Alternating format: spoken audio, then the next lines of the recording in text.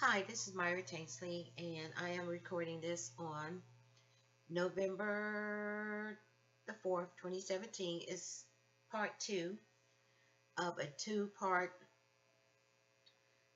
recording of phone messages that I received back in November 2012 and December 2012. And the reason why I am recording this is because I am a proud single Christian mother of a 24-year-old son with autism who has for several years been kidnapped by the government, being exploited by the government, being abused and neglected, besides being exploited by the government and the staff that works in the government and for the government, and a very wicked, unfed, lying, evil, corrupt, racist attorney by the name of Aaron Sanford.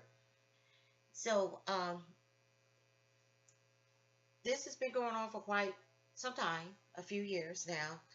And I have three Facebook pages that show that I'm not full of hot air, full of evidence, pics, documents, recordings. I have a YouTube channel, I'm sorry, that probably got at least maybe 60 audio videos. I call them audio videos, even though they really don't really have video on them. They're just basically audio.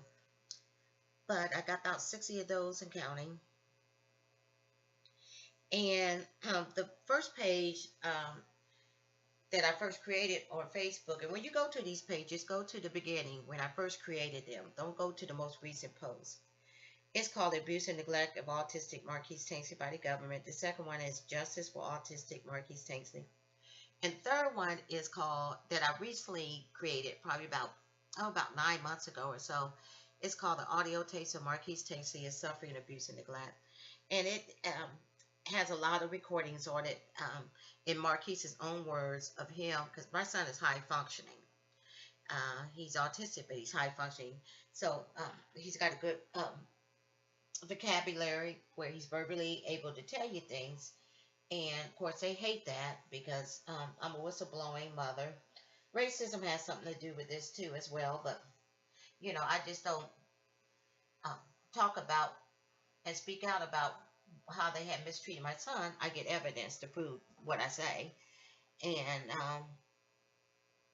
I also have, went to other people in the government, non-government media, stuff like that, um, and told them about it and stuff. But it's a code of silence with these people. Everybody go along to get along. And I'm a Christian, and I realize that God is going to have to do this. He's going to get all the glory, praise, and honor, because he'll be the one to bring Marquise back home.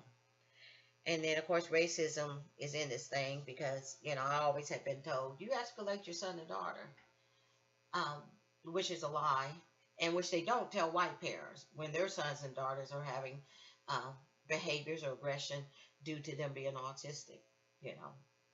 And that could be pretty common and pretty, severe during the adolescent years when the, puberty and hormones are going, and it just really makes it hard for autistic teens to really be able to handle that. So when they're having behaviors and physical aggression and stuff, I believe their parents that are white are not being told, you have to let your son and daughter. But anyway, with this particular recording, this is part two of two, and I have phone messages that were left to me. And the part one, it was just getting started. It had a couple copies, short copies of my son being attacked and punched in the chest by a state of Ohio so-called employee, and also two different state of Ohio employees actually putting my son, placing him in a dangerous prone restraint, which is illegal in Ohio because it can cause suffocation and death.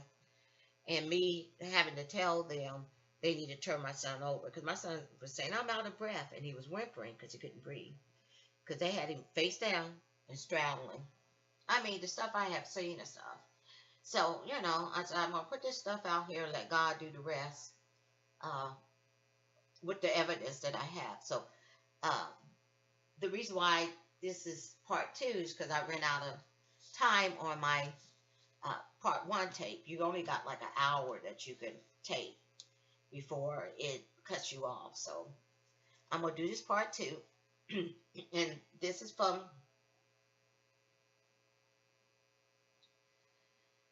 November the 24th from Columbus Developmental Center, State of Ohio, operated owned ICF MR facility um, that they had legally committed my son there, the system. Mentally mislabeled him so they could kidnap him for the federal funds because you know they get federal funds and stuff. And this is from a guy named Bill who lets me know that Marquise didn't get a noon dose of his trazodone, that the agency nurse missed a, and he made sure, well, it wasn't our nurse, it was the agency nurse. But I also received a, later on, and it'll be on this tape, um, a message from the DON, the director of nursing over there named Bonnie, where a nurse gave him too much of his trazodone at noon on 2 days. But anyway, let's get to this one, and I will let you know um, when the next one comes up and what it's about. So this is from November 24th. CDC Bill calls and lets me know that Marquise had not received and missed his noon dose of trazodone because the agency nurse didn't give it to him.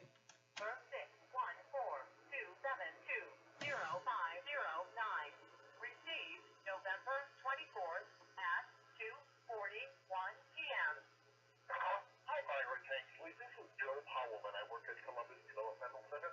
I used to speak with you when Marquise was here before, but we've never had the opportunity or pleasure to meet.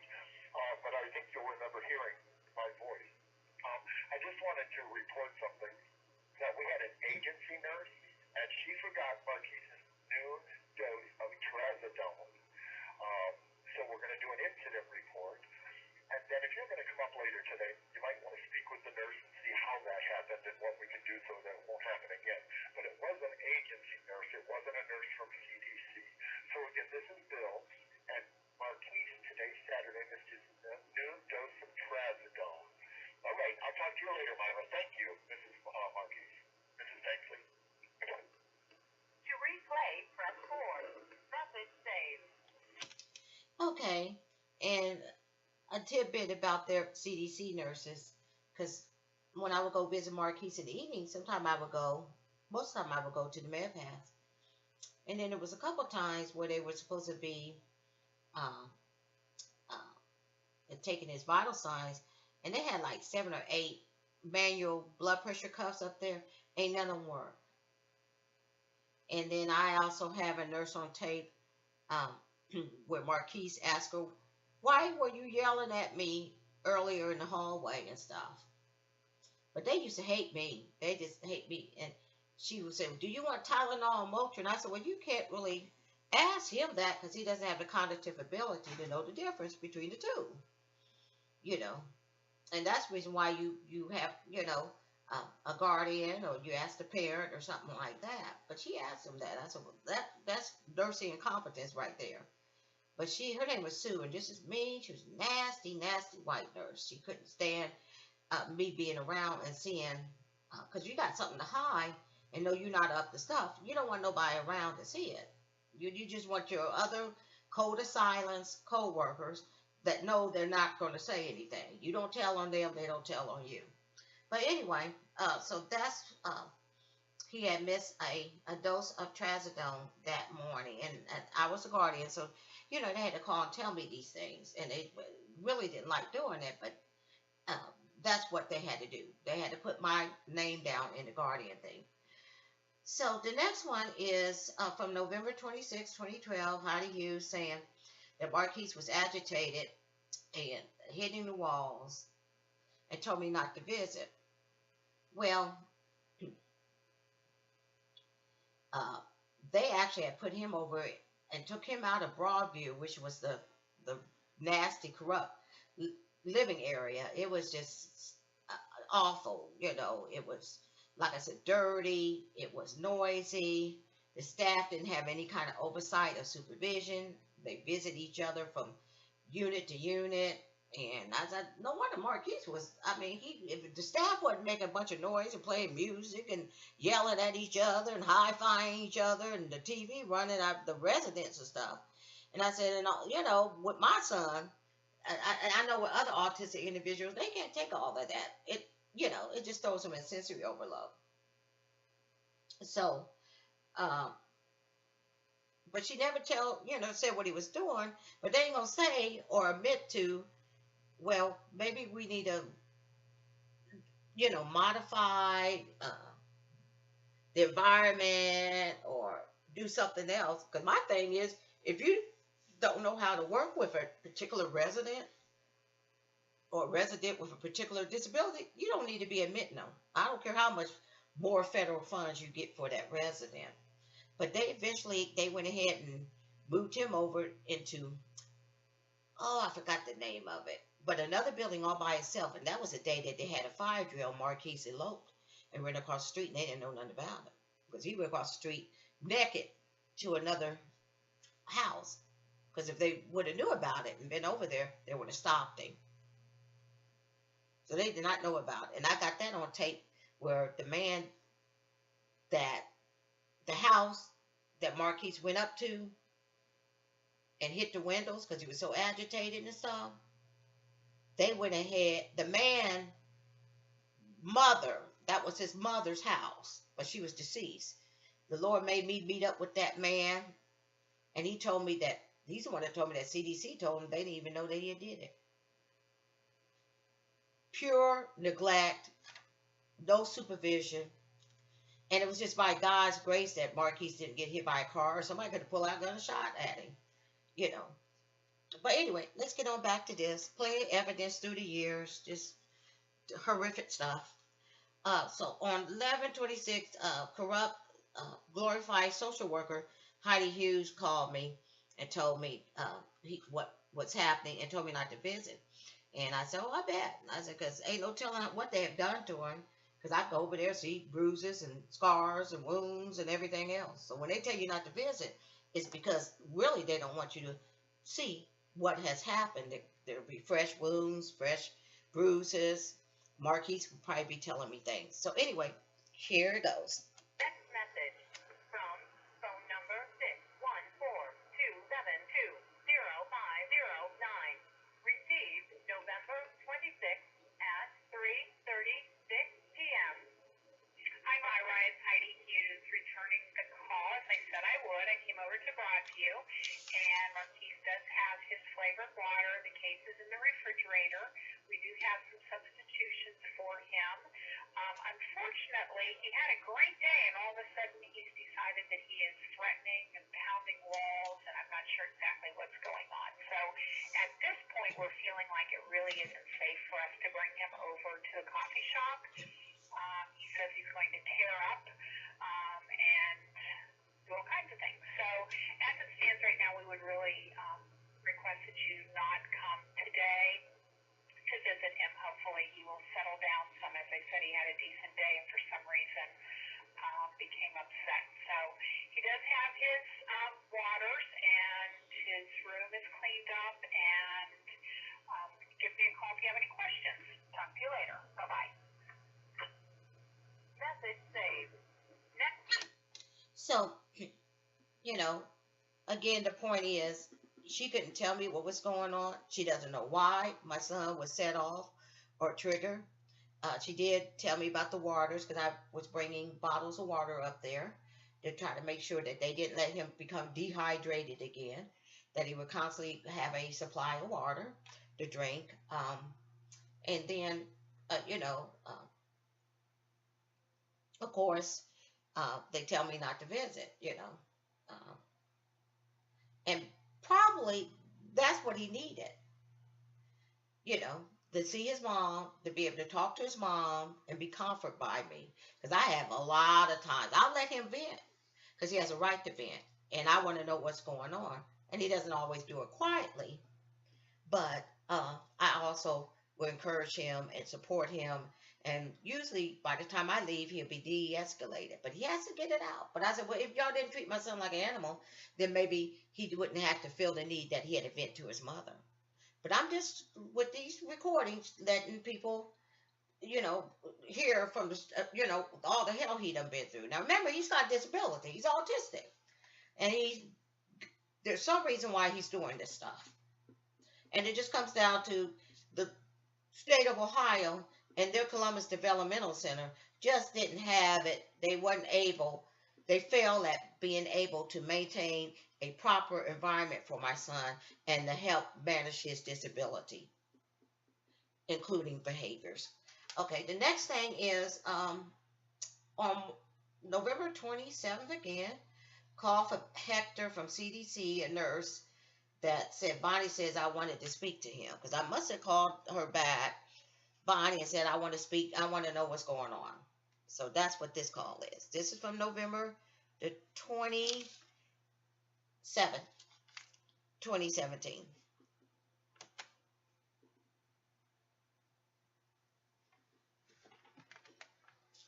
Phone number 614-272-0509. Received November 27th at 8 a.m. Yes, good morning. This is Stan Speak. This is John Plumon. I'm calling from the Columbus Developmental Center. Calling to report there was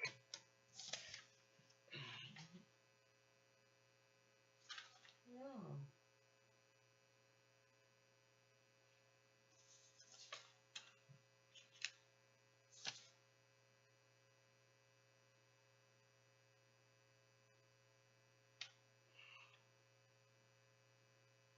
Mm.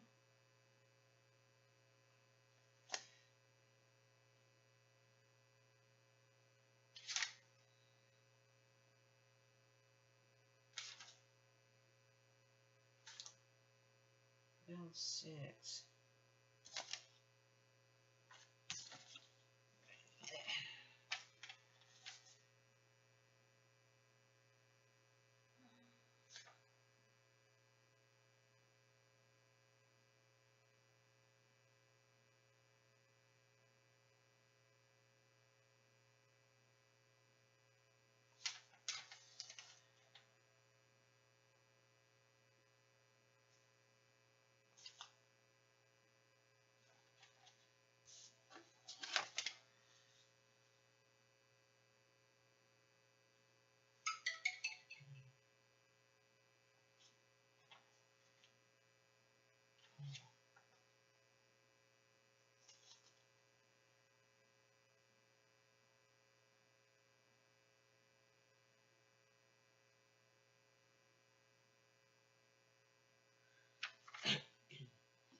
Oh, this morning for in regards to Marquise.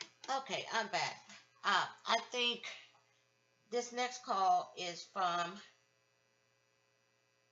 I think it's, yeah, November 27th. There's a call from CDC that Marquise was put in restraints uh, due to aggression. And he was put in restraints during 2 separate times.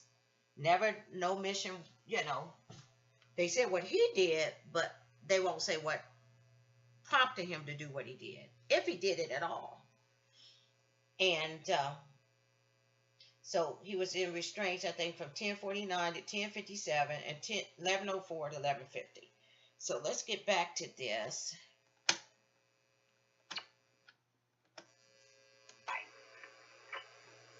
Message saved. Next message from phone number 614-272-0509. Received November 27th at 8 a.m.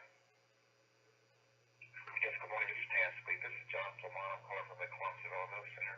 Calling to report there was an incident this morning for in regards to Marquise whereby this was not a targeted incident. However, Marquise allegedly pushed another peer to. Okay, that was the one, because I got it written down. 11:27 call for CDC that Marquise pushed someone, and again, and then after that is the call from that same day telling me that he was restrained. I mean, it's so many incidences. So, and again, if he allegedly pushed someone, why? Was somebody frightening him?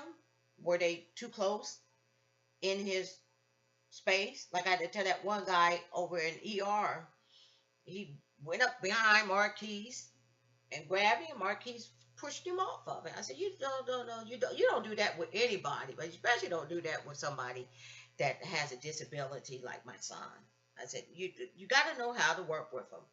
So, when I see that stuff, I'm going like, this is going to not de-escalate things. It's going to escalate things. So that's what this was. Call from CDC that Marquise pushed someone.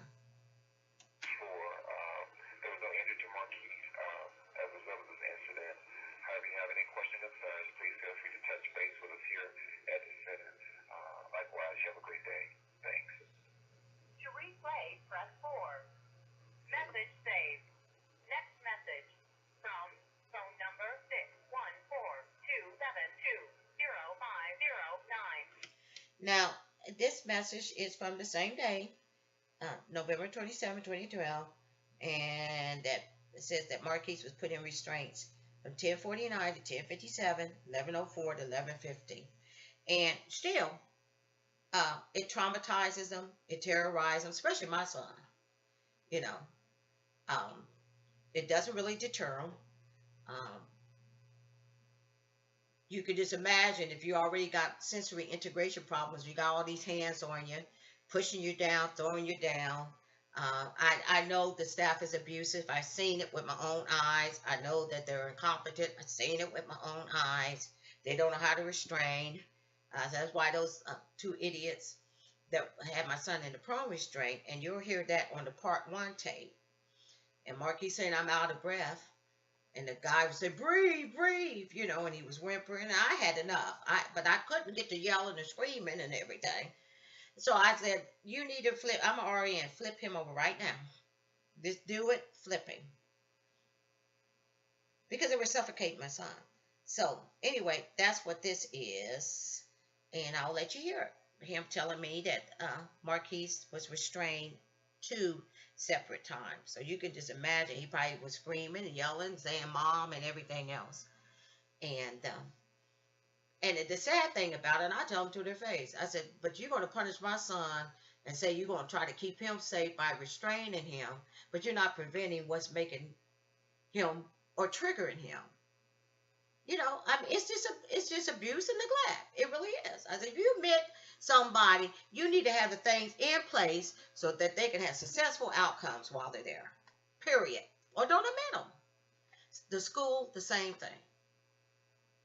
And I gave CDC a behavioral plan of triggers to help Marquise and help them work with Marquise. And that girl looked at me. Her name was Amanda Kelly, like I was crazy. I said, well, and my mouth just dropped. I said, but he's not retarded. He's autistic. And those are 2 different disabilities. I said, well, how in the world do you expect to have a successful, outcome with Marquise, or your staff to be successfully and safely able to work with Marquise, and they don't know nothing about autism or that specific autistic residence trigger? It was just appalling. But anyway, so here you hear him tell me about him being restrained that day. Received November 27th at 11:24 a.m.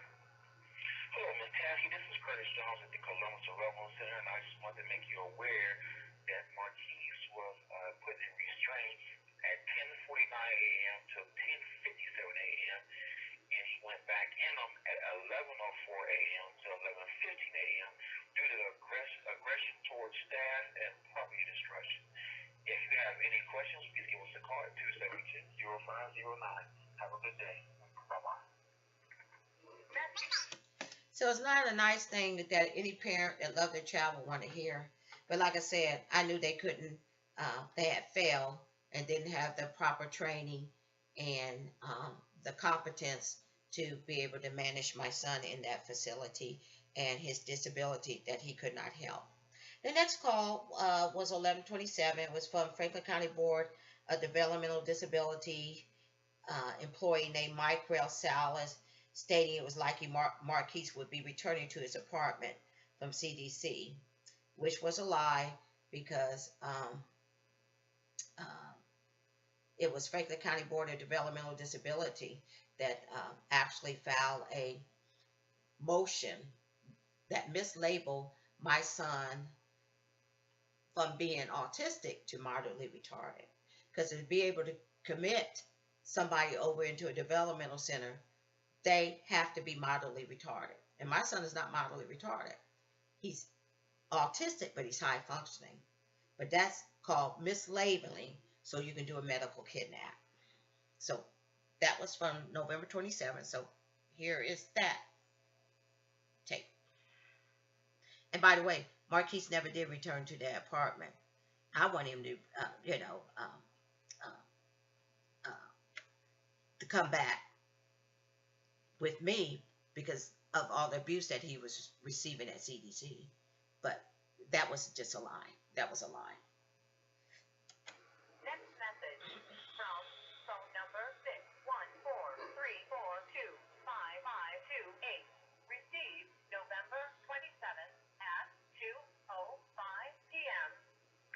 Yes, Mrs. Tansley, this is Miguel Salas with Franklin County Board of DD. Phone number is 342-5528. I'm calling you in regards to the Lockbourne Avenue apartment. I need for you to call me so that we can talk about that location. It is unlikely that Marquise is going to be returning to that apartment upon his release from CDC. And so I need to have conversations with you to that effect. I will also send you an email here shortly, but I need for you to call me so that we can discuss it. Okay, thank you. Well, like I just said, Marquise was not released from CDC and definitely not back to that apartment. They went ahead and stripped him of his lease, and I went over and got his stuff, his belongings myself. And by that time, Aaron Sanford had been appointed his fraudian. The next one is on November 27th. Matt Hoffman called me. He was a staff employee that also abused my son. Called me saying Marquise was agitated and that he hit another resident at CDC. So why did he get agitated? Was it just too loud for him, or maybe the resident? And I don't blame other residents because they have disabilities too. But maybe they needed to separate Marquise and that resident that might have been frightened. My son, and causing him to have a lot of fear about that disability or not understanding it. Anyway, you know what I'm saying. So when you get calls like that and you hear they got to be restrained or they're doing this or that and stuff, then I look, because I know why my son is doing what he's doing. He's autistic, but I know that they have triggers. So I look, I want to know what the staff is doing, what the environment is like. So here we go again from November 27th. To reach message saved. Next message from phone number 614-272-0509. Received November 27th at 2:11 p.m. I'm alright. This is Dr. from Columbus Development Center. Ronnie said he wants to speak with me. This is 2:15. It's today's 11:27. Thanks. Give us a call. You'll be going around and just leave a message to Ronnie in the clinic. Okay, thanks. Bye. Okay, and that was, I didn't really even mention it, but that was from 11/27. I guess an agency nurse or CDC nurse was calling me back after I had called Bonnie, and which was the DON, and said that I wanted to speak to the nurse about, what had been going on with my son. And I guess this guy happened to be on that day. The next one is from Matt Hoffman.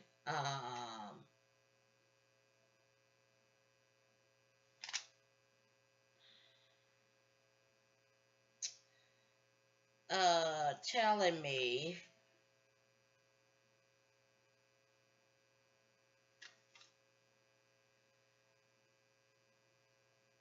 No, I think it's from this Franklin County Board of DD staff member named Toby. She worked in the MUI department, which means major unusual incidents. So they call it MUI. And she wanted to set up a meeting to get um, me to tell her about all the MUIs that I had already called and reported and that they had ignored. But Toby wanted these MUIs that she didn't have on record because I had filed a complaint with the auditor department or agency, the state of Ohio auditor agency, and I had filed a complaint against a particular home DD staff agency that was causing all kind of MUIs, and so when they wanted to look into it, the auditor office wanted to look into it, they requested that Franklin County Board DD give them MUIs. Well, they didn't have any because when I would call, they would never even record them. They just completely ignore it. So the only reason why she was calling about it was to get, at least a record, a list of all these MUIs and, be able to present it to the auditor's office. And she called me twice that day. And I think I called her back and told her, no, honey, because I already called them MUIs. These are MUIs from several months back that y'all completely ignore. You completely ignore it when I would call them in. And you want it now, not because you care about Marquise's concern or care anything about Marquise's well-being. You're calling because you need a list to give it to the auditor's office. And that was that. But here it is from 11/28. I believe this is the next one. Her calling me, asking about MUIs. Message erased. Next message from phone number 614-272-050. Oh no, this is Matt Hoffman. I had it right. This is I think Matt Hoffman on November 27. Then the Franklin County Board of DD MUI girls after him. Toby's after him. But this is Matt Hoffman, 11/27, calling me saying Marquise was agitated and that he hit another resident at CDC. Like Marquise is the monster and stuff. And again, if he's hit another resident, then they weren't doing their job as far as separating him and that other resident. They ought to have been able to have enough competence to see that this resident was setting my son off or triggering him or whatever. But it fails because when that outcome happens, that's because the staff is failing in the facility. 9. Received November 27th at 7:44 p.m. Hey, Ms. Tansky, this is Matt Hoffman at the Columbus Developmental Center. I wanted to call and make you aware that before Marquise's behavioral episode at about 5:15 today, he became agitated on the area and struck another resident on the living area in the arm. They're each fine. Marquise is okay. The other individual is fine. But I did want you to be aware. So if you have any questions or anything, please let me know at 272-0509. Otherwise, have a nice evening. Thank you. So yeah, and then after this, that particular one is the one from Franklin County Board of DD MUI staff Toby. But again, there should be some training, some competence for the staff and the facility to be able to maintain and manage behaviors for disabled people, to make sure that they're not getting set off and trigger where they got a hit or it's just all around failure. Anyway, here's the 11/28 Toby, Franklin County Board of DD MUI wanting some MUIs that I had already reported that they refused to acknowledge and to keep in their records. So when the auditor's office was saying, we want to see these records of the MUIs and stuff, they couldn't show them anything because they never recorded it. But anyway, this is her. 6-6.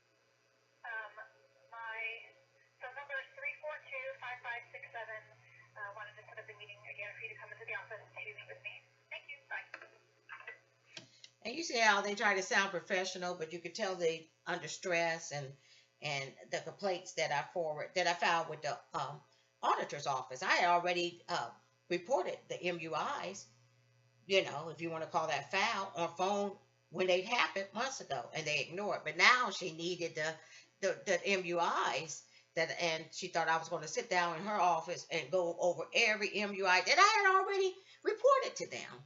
So here's her calling me back, real, you could tell she was real testy and real short, wanting me to call her and come into her office. To replay, press 4. To erase, message saved.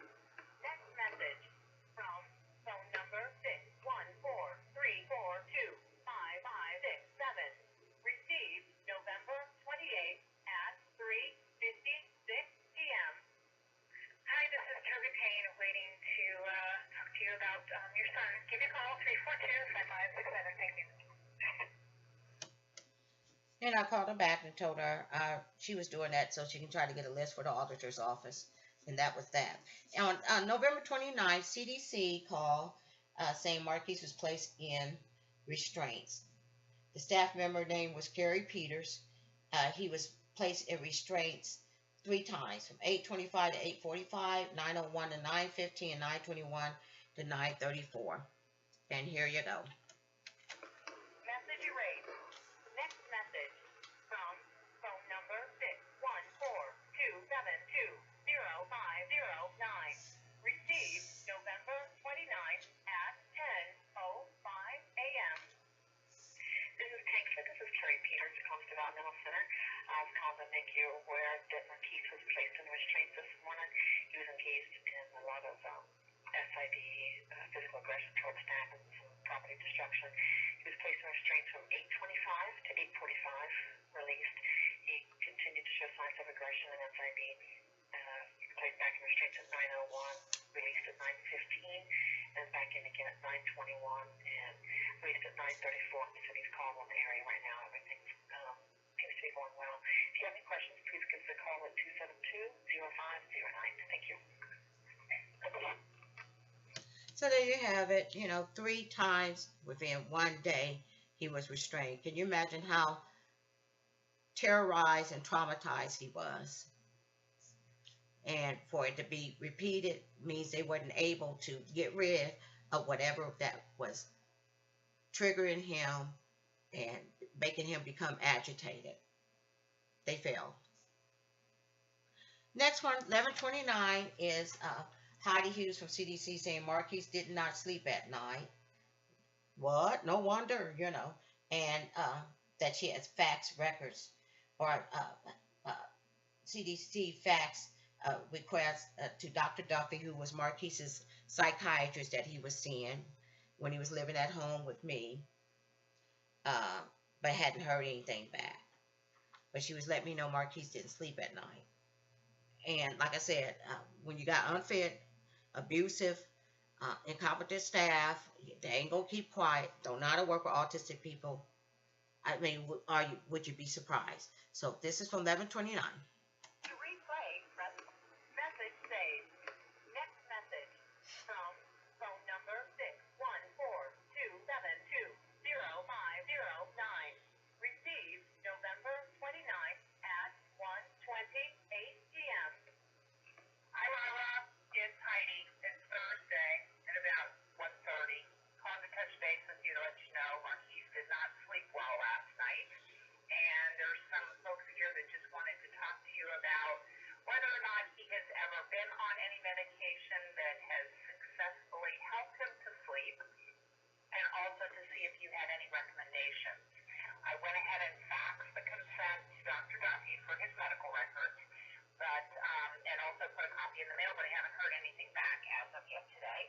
And we are just trying to make Marquise more comfortable. So if you could give us a call back, we appreciate it. If I'm not at my desk, ask Kevin to locate me. Okay? Talk to you later. Bye-bye.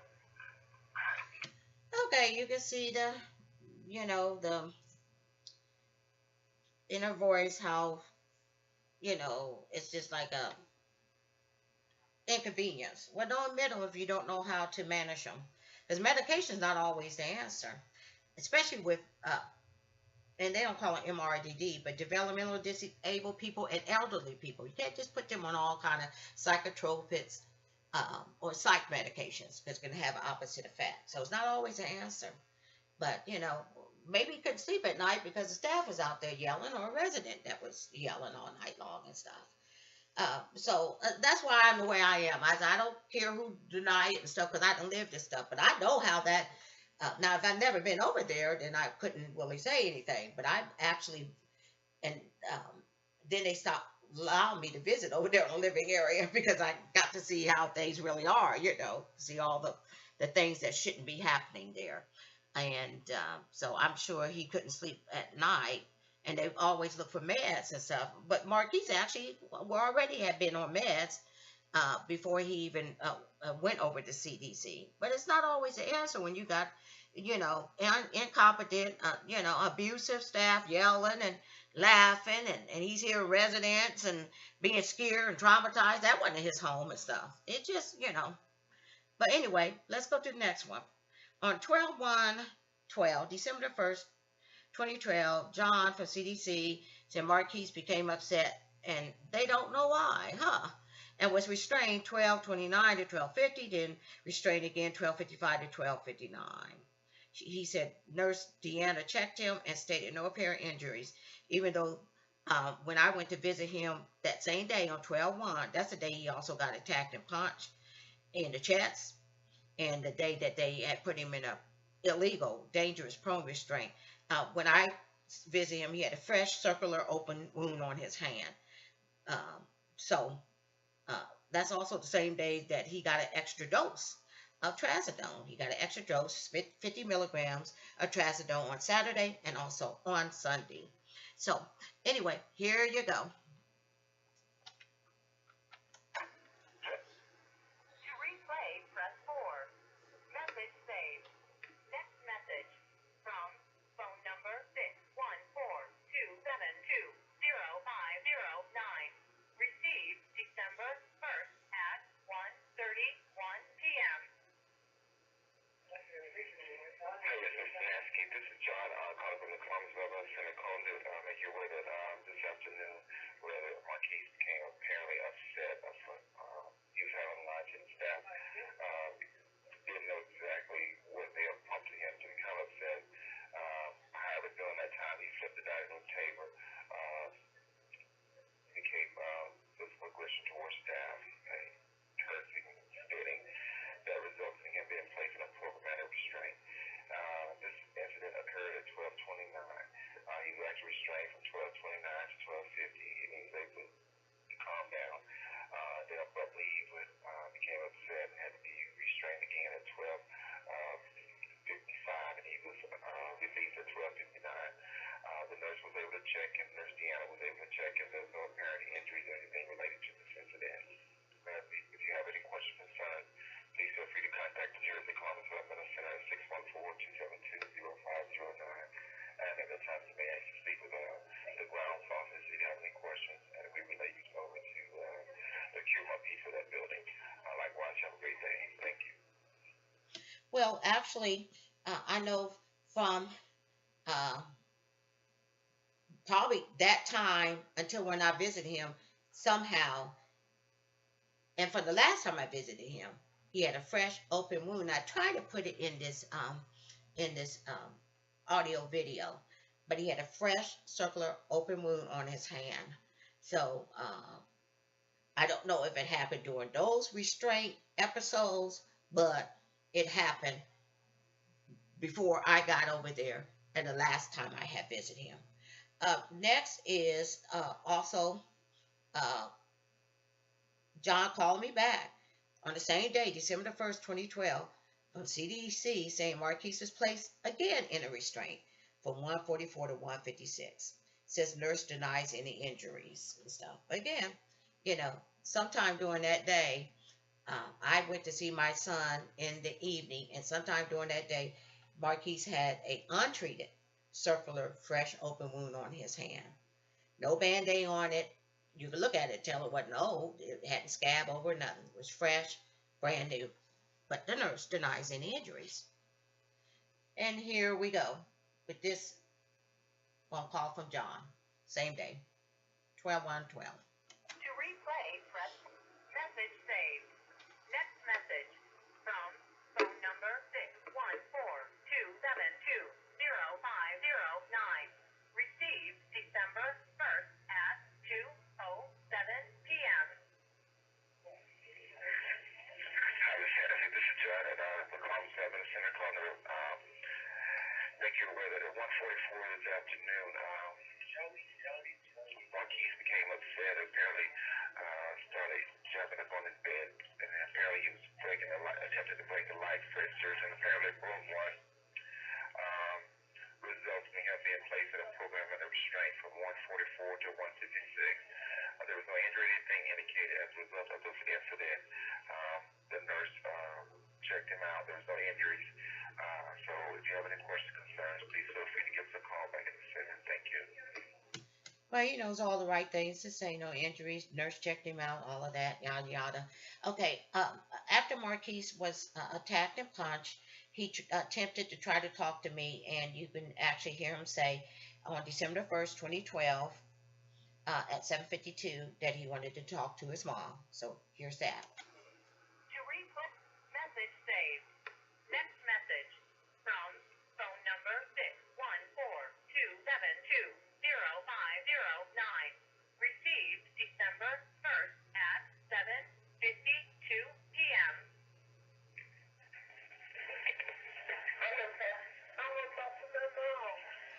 Okay, that was Marquise saying he wanted to talk to his mom.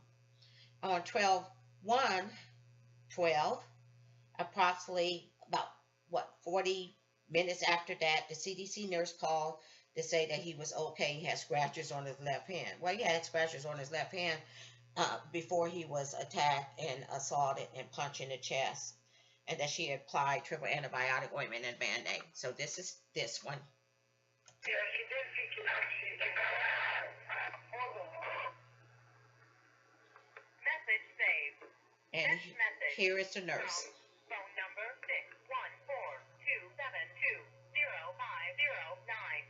Received December 1st at 8:26 p.m. Hi, this is Kimmy Lopez. I'm a nurse up here at Columbus Developmental Center. I was calling about your son Marquise. I know that you wanted to talk to me. Just want to let you know that he's okay. He's got a couple little scratches on his left hand, but nothing major. We just put some triple antibiotics ointment on it and put some Band-Aids over it. So we'll just keep him covered until they heal up. If you have any questions or if you want to speak to me, again, my name is Kimmy Lopez, and you can call me up here at Columbus Developmental Center. Thank you. The next one is from 12/2, the next day, December 2nd, 2012, 10:29 a.m. And John from CDC call said that Marquise has been placed in restraints and denies injury, but placed in restraints from 9:57 to 10:05. Here we go. To replay, message saved. Next message from phone number 614-272-0509. Received December 2nd at 10:29 a.m. He's on his way walking now. There he is. Good afternoon. This is Tonight's call from the Columbus Avenue Center. Calling to make you aware that this morning, around 9:57, Marquise had to actually place him in chemical restraints due to his physical aggression towards staff, in which he was hitting, kicking, and spitting. That led to this restraint for that. He was released at 10:05 as he appeared to be calming down. Staff seemed to feel that he's somewhat, not really calmed down, but he was calm enough to be released from the restraint. There was no injury to Marquise. If you have any questions or concerns, please feel free to touch base with us here at the center at 614-272-0509. Likewise, have a great day. Thank you. The next one is 12/2/12, the same day at 1:36 p.m. I was called by John again saying that Marquise was placed in restraints again from 12:07 to 107 an hour. Here we go. To replay, press 4. To erase, press 7. Message saved. Next message from phone number 614-272-0509. Received December 2nd at 1:36 p.m. Hi, Miss Tansley. This is John again. I'm calling from the center. Call to let you know that Marquise had to actually be restrained again at 12:07, and apparently staff was able to talk with him, and he appeared to be calmed down. And he was released at 1:07. There was no injury or anything pertaining to this restraint before that. However, what initiated was he became combative and kicking, stating that we're supposed to be being placed in restraint. If you have any questions or concerns, please feel free to give us a call back anyone else. Thanks. Bye. The next one is from 12/3/2012. I'm trying to get this done before the 60-minute deadline of the tape. It was at 9:38 a.m. CDC DON Bonnie, the director of nursing, let me know about the med errors. Marquise got too much of trazodone at 4 p.m. on 2 consecutive days. Saturday 12/1, and on Sunday, which was 12/2. And these are the days that Marquise also was assaulted, put in prone restraint, and had suffered injuries. So he got an extra dose on 2 consecutive days of trazodone.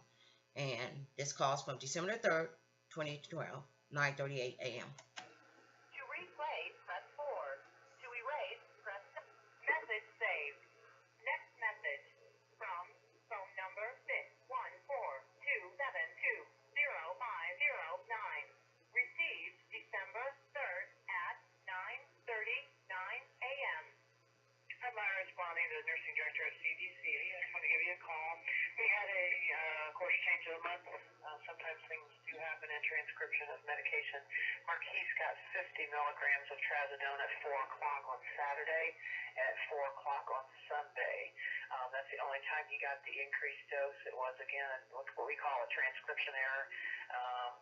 Evidently, there was a low order for 50 in there, and it's the nurse acknowledged making that mistake, and I don't know that it impacted him at all.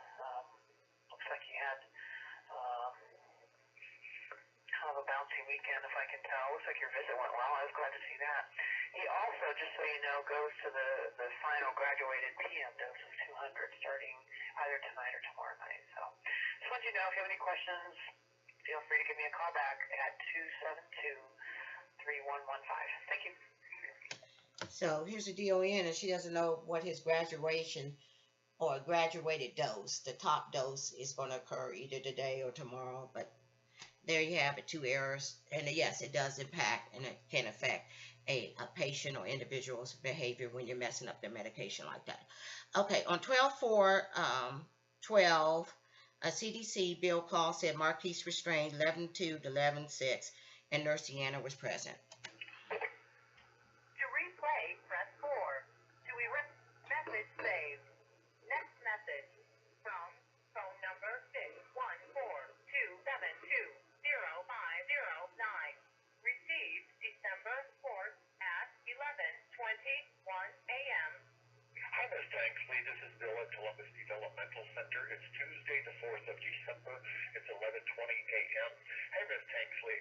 Marquise was a little upset and being combative and attacking staff and throwing objects, so they had to put him in a programmatic restraint from 11:02 till 11:06.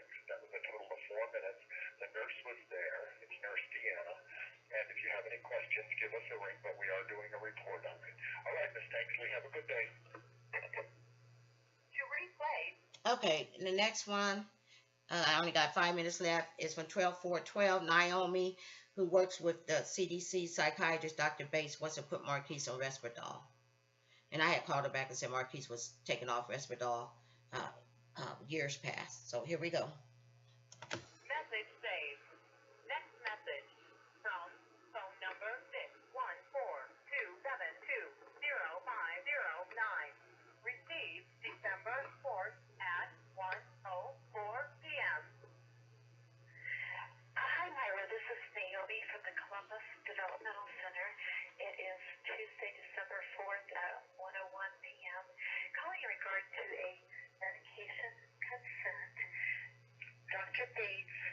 has requested a consent for Marquise to be given Risperdal, and he's requested a range from 0 to 12 milligrams daily, and he was indicating that after he got your consent, that he would determine the dosage at that point, but he wanted to consent first for that specific range.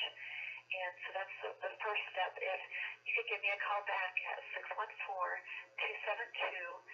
614-272. And I did call her back, and I wouldn't consent for just a doctor putting my son on medication and not really tell me what range or what we're going to talk about. He would have to sit down and talk to me about it first. But Marquise had already been on Risperdal and was taken off of it. Next one is 12612. Heidi telling me from CDC that Dr. Tilley was rescheduled to do a competency evaluation, and that Belinkie would call me about visiting, because they had stopped me from visiting, you know, so I couldn't see all the stuff that was going on. 3113, and my name is Naomi, and I'll send an email to Dr. Bates and our clinic nurse and our director of nursing, letting them know that I have contacted you regarding this attempt to get consent. So hopefully you'll get this message. Thanks a lot. Bye. To replay, press message saved. Next message from phone number 614-272-0509. Received December 6th at 12 p.m. Hi, Myra. It's Heidi Hughes from Columbus Developmental Center. Just calling to let you know that Dr. Tilley's office called and wants to reschedule the competency evaluation for Marquise. Also wanted to let you know, I understand that Mr. Belinkie was going to give you a call today. We are trying to figure out a way and plan for you to visit that is safe for Marquise. So we are working on location and that kind of thing. So we'll give you an update either later today or tomorrow morning. Okay, so we will be in touch. Talk to you soon. Bye-bye. And the last call, and I got 2 minutes left, is a Belinkie, and Heidi Hughes saying at that time they wouldn't let me visit, but that's because they didn't want me to see all the effects of abuse that could be left on his body from all the restraints and stuff. And no, they didn't have to keep me safe, Marquise safe with his mother. It seems like he needed to be safe in that environment.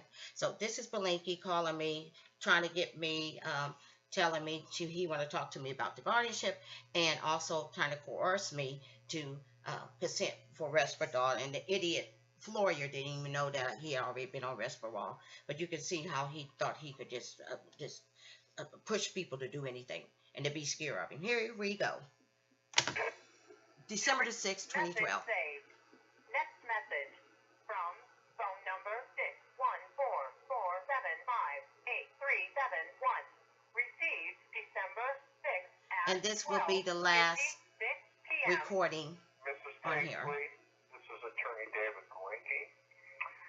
I'd like to talk to you about your son and about your situation with Columbus Developmental Center and the guardianship. My number is 464-0400. It's Thursday, December 6th. It's almost 1 o'clock p.m. I am going to probably see your son at CDC tomorrow morning, late in the morning, and talk to the people over there. And then I'd like to talk to you also to see whether or not things could be worked out. I do believe, though, that you should agree to have your son being placed on this Risperdal, which is a mild